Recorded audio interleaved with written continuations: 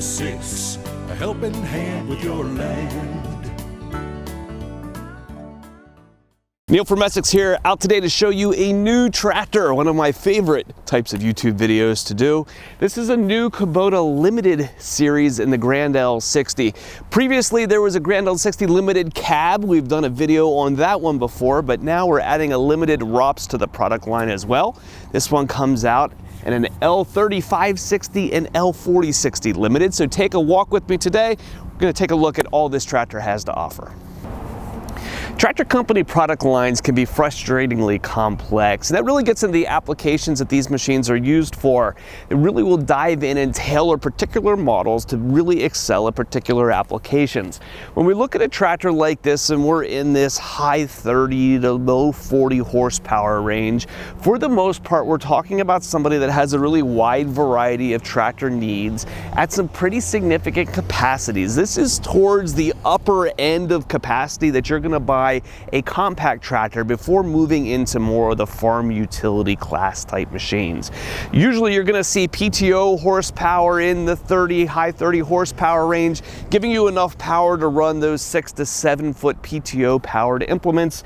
Most your loaders are going to have an honest lift capacity in about the 2,000 pound range, where you're actually going to be able to lift and manipulate some pretty significant loads. Kubota's Grand L60 line has been on the market here for the better part of probably 5 years now, and that is fairly typical for these tractors. They're not made in model years. They come out with the design and continue to build it for a while till it's stale and roll it off.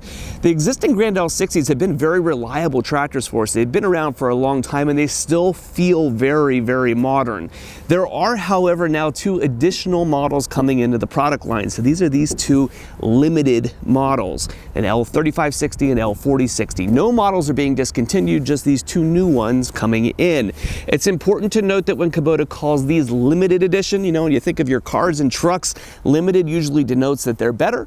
In this case, it's the opposite. These are actually missing some features in order to make them less expensive. So let's take a look at exactly what those things are. Right here on the right-hand side of the dash, you'll see a little curious gray knockout. That's because there's a switch missing here. That switch is for tractor's cruise control. Now, cruise control is this feature that I've kind of laughed at before. There's not tons and tons of applications where you're going to use cruise control on a tractor. However, if you're going to be going out and, say, mowing a field and you're going to be bouncing around on the machine a lot, when you have a tractor with a hydrostatic transmission and your foot bounces up and down as you're going across fields, you'll notice that as you bounce, the speed of the tractor is going to bounce as well, and it makes for a really jerky ride. Many people will use cruise control for that reason, to go and transport across those really rough areas or to mow a multi-acre field, just to lock in that tractor's constant ground speed and not be bumping around. So this machine does not have it now. I suspect if you look down here underneath the dash, you're going to find that the wiring harness is there for it. And as we've found in limited edition Kubota tractors in the past, adding these features back on is really trivial. This is about an $80 nice heavy-duty weatherproof rocker switch that you can pick up from our parts department, and I suspect you can plug it back in with very little trouble.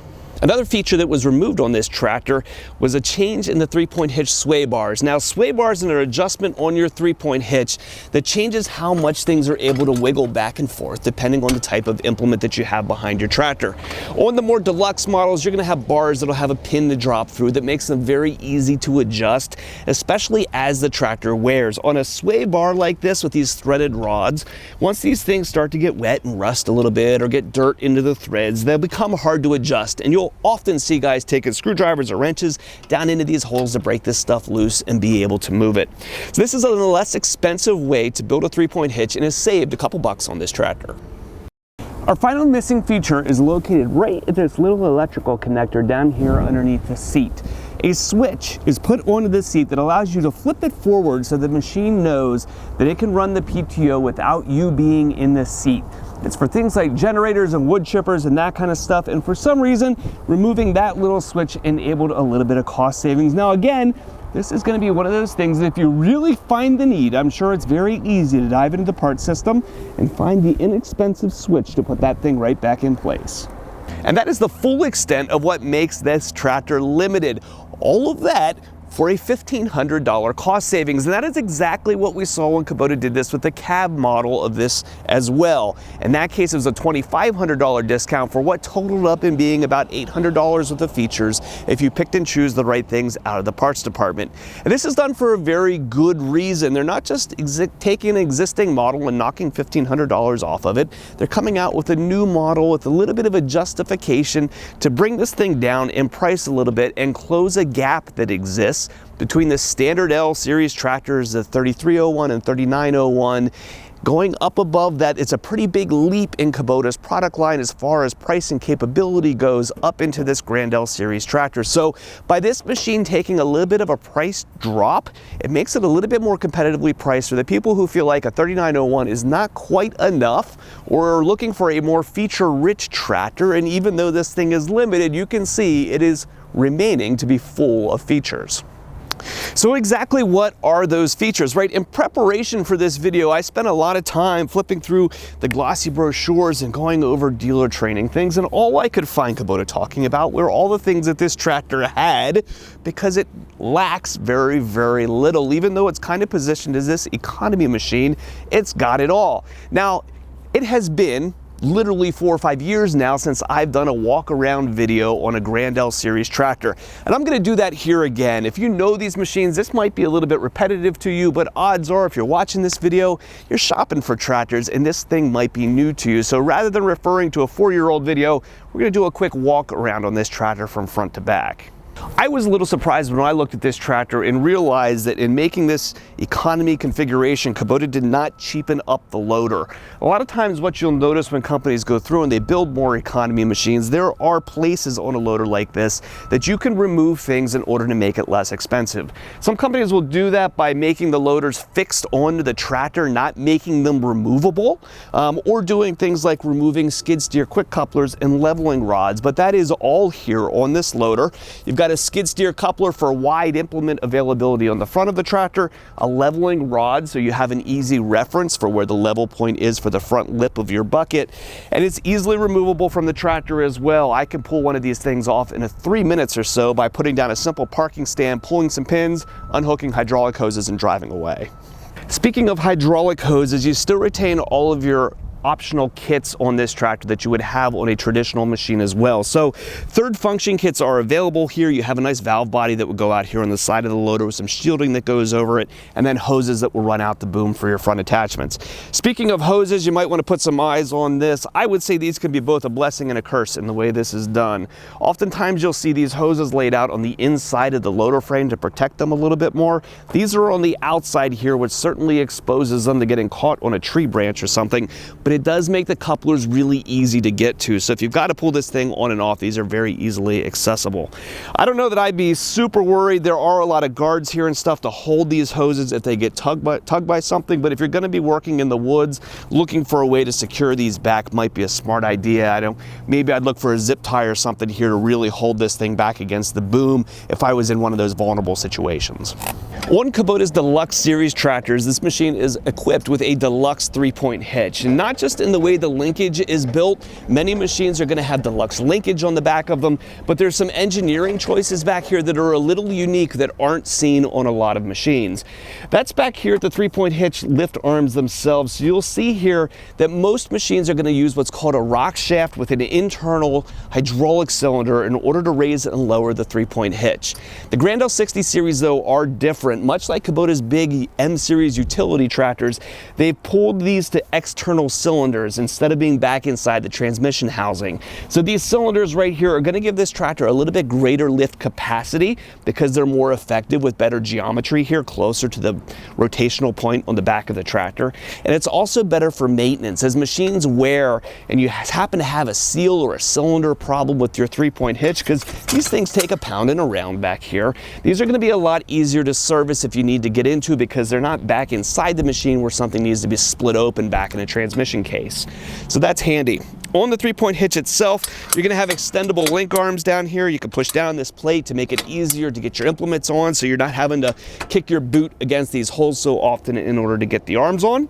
You have a Deluxe drawbar down here that can slide back inside the tractor. Again, kind of surprising to me, being that this is kind of being set up as a price point less expensive tractor, to see this drawbar still here. You'll find other brands will remove the drawbar and the bracket when they want to make an economy tractor.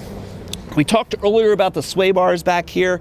These are the turnbuckle style that you turn back and forth in order to tighten and adjust your arms.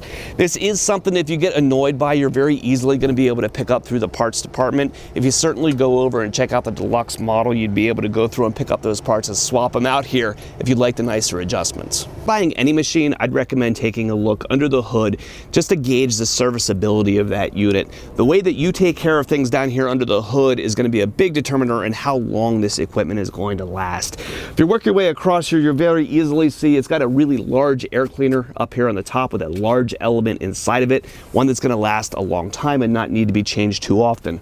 It's also really easy to check because there's a restriction valve up here on the top that's going to show you whether that filter is starting to plug or not. So you're able to check the health and the life of that filter visually without having to pop the canister open every time you want to take a look.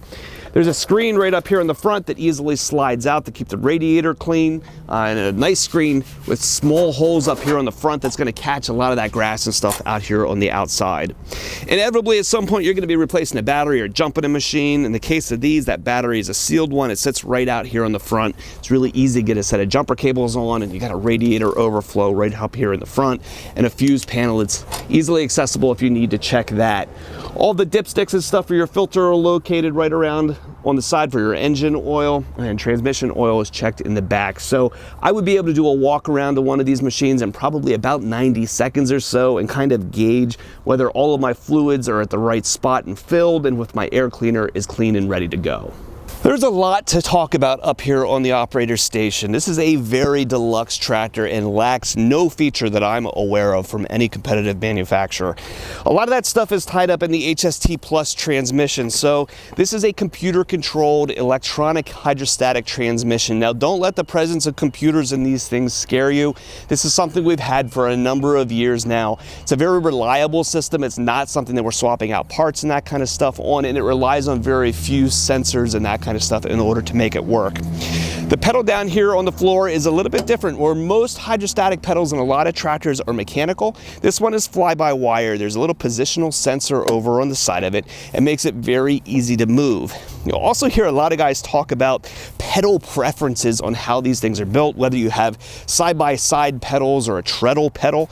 This one is a little unique in that it's a hybrid approach. It gives you the ability to kind of do side-by-side type work. Because it moves so freely, you can push down here on the top in order to go forward, lift your foot underneath and lift up to go back. Or you could take a more traditional treadle pedal approach and set your foot on top of the entire pedal and rock it back and forth. It is one of my favorite pedals on any tractor that I get on and off of, simply because that it really is very easy to use however you like, because it moves so freely, since it is a positional sensor as opposed to being a mechanical connection down to the transmission.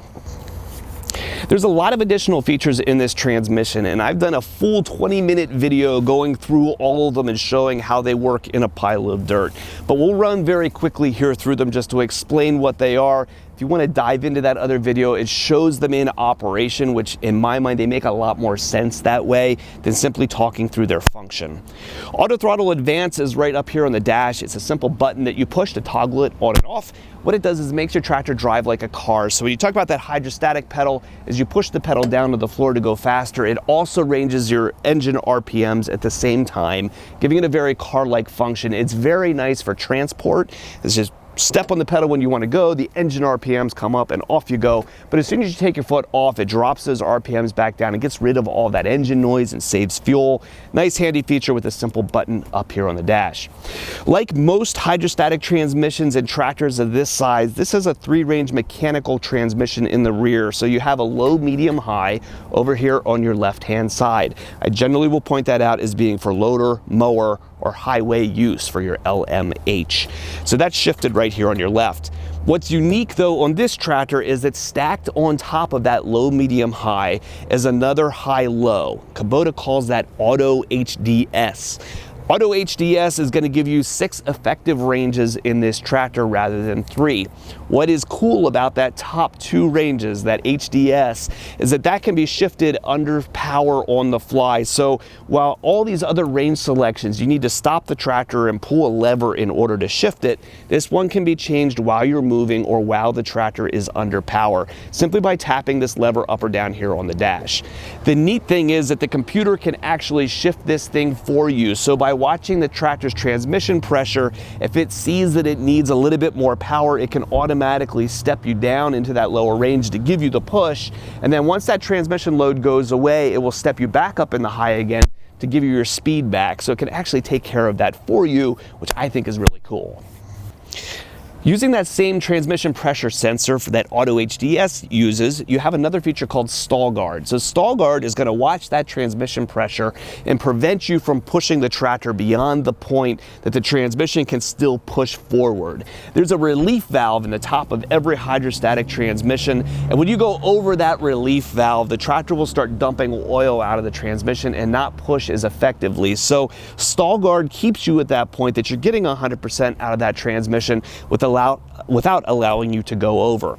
There's also some menus that you could drill through here in the dash in order to go through and change some sensitivity adjustments. So if you want your hydrostatic pedal to be very responsive or very slow to change direction, very squishy as it goes back and forth, you can dial in through here in the dash in order to make those adjustments. So a lot of things that Kubota has enabled here in this Hst Plus transmission, none of which were removed when making this limited edition model. More deluxe tractors are going to have much nicer control layouts on your sides than economy ones will. It's less expensive for tractor companies to build machines where the levers will come up from the floor around the seats than it is to get them in nice positions up here on your right hand side using cables. This is the nicer design of the control layouts that you're going to tend to see on tractors. So you have a right hand console over here that lays the controls out in an arc where it's very easy for you to reach them. If you go across the machine here, you're going to have a throttle right over here on the side for your engine, a control to raise your 3-point hitch up and down, and then the outlets over here to be able to add up to 3 rear remotes or draft control if you'd like to have it optionally. In front of me here is the loader stick, not reaching out in front of me like on an economy tractor, but properly back here on the fender where it's nice and easy to reach. This one has 2 additional controls on it. So there's a button here on the front called Power Up, and it very easily allows you to push a button down and then have your engine RPMs go the whole way to wide open in order to get all of your hydraulic flow to allow that loader to cycle as quickly as possible. You need those revs and that flow in order to get fast action out of your loader, so that button is there in order to enable that. If you'd like to have a third function valve on here, an additional hydraulic function out your front loader, you've got a rocker switch up here on the stick in order to operate that. The nice thing about this, you see a lot of conversation online revolving around a lot of other tractors on different types and options for third function valves. It's often a feature, an option people will add to their tractors after owning them for a couple of years and deciding they want implements that need that function. There's a lot of different ways we could go about that. There's several companies outside of Kubota that build third function valves. This is one machine where I lean pretty heavily towards the OEM option. That's because the shielding and the routing of that valve is much cleaner than the add-on options. And you're also going to preserve the function of all of these switches. By being able to drop the third function switch right here, you keep the function of the power up. You don't pull this off when you put the third function valve on. All of these things continue to work, and it's nice and cleanly done. Been working on a video for a long time showing all the different options and ways that that can be done. Hopefully we'll button that up here in the future. So if you're watching this video here in a couple of weeks or months, check the channel for more information on the differences between different vendors' third function valves. So this handful of things make up the sum total of what's been removed from this limited edition tractor to make things a little bit less expensive. So you can see the value and the cost of all of these bits is far less than the discount that Kubota is giving you on this model, enabling it kind of to fill a little bit of a product line gap between the Deluxe tractors in the 60 series and the standard L machine. So I give it a wholehearted thumbs up. if you're considering one of these machines, it looks like Kubota is helping you save a little bit of money. So if you have any parts needs for machines you've already got, service work that needs to be done, we can help you with the purchase at Messick's. Give us a call, 800-222-3373, or online at Messick's.com. That there are very many specialty models that are made for that such a stinking. We're gonna have a sound stage in the new building. Or that, say, putting the cruise control switch back on or something. So why, every time am I talking, do they have to go by and make so much noise? Speaking of yeah, even that button's there. This is a power up thing that you hit this and